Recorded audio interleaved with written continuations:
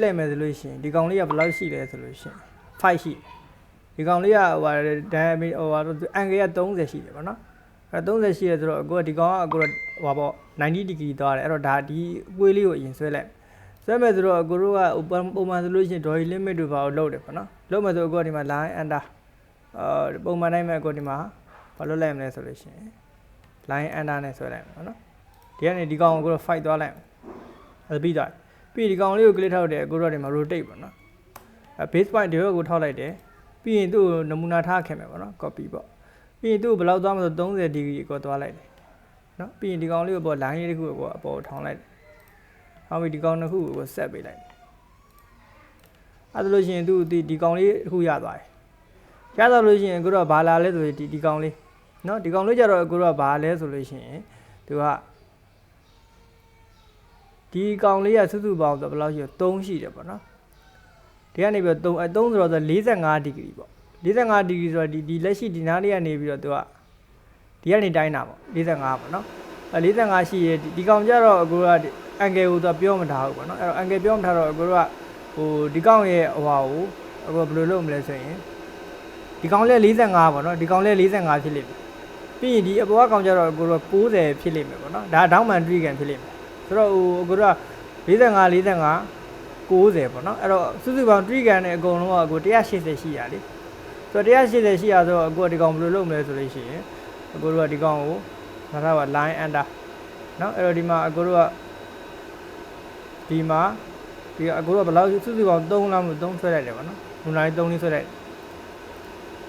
ငါပေါ့နော်3လေးဆွဲလိုက်3ပြီးတော့3ကဒီကောင်က90ဖြစ်ရမှာပေါ့နော်ဒီကောင်က90ဆိုတော့အပေါ်ကို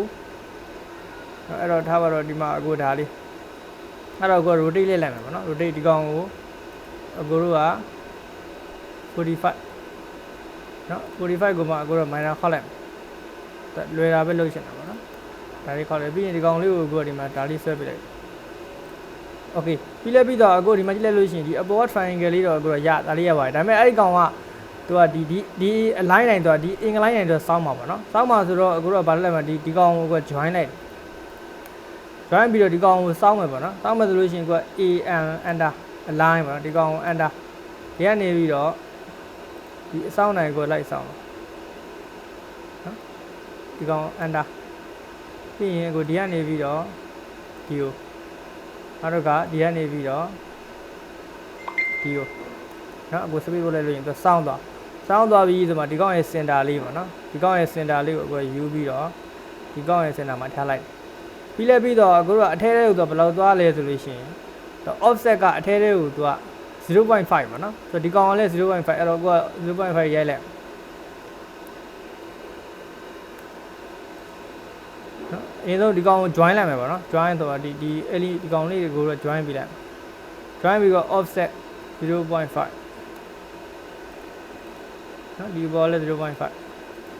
ပြီးလဲပြီးတော့အခုတို့ဘာလဲ radius ကအကူတို့ကပေါင်း 0.1 ပေါ့နော်အဲ့တော့အခုတို့ radius ကိုဆွဲမယ်ဆိုတော့အခုတို့ free line နဲ့ဆွဲမယ်ပေါ့နော် f under r under 0.1 ဟောဒီကောင်လေး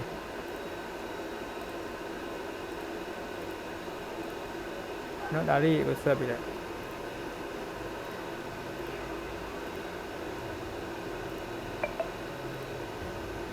အဲ့လိုရတာမင်း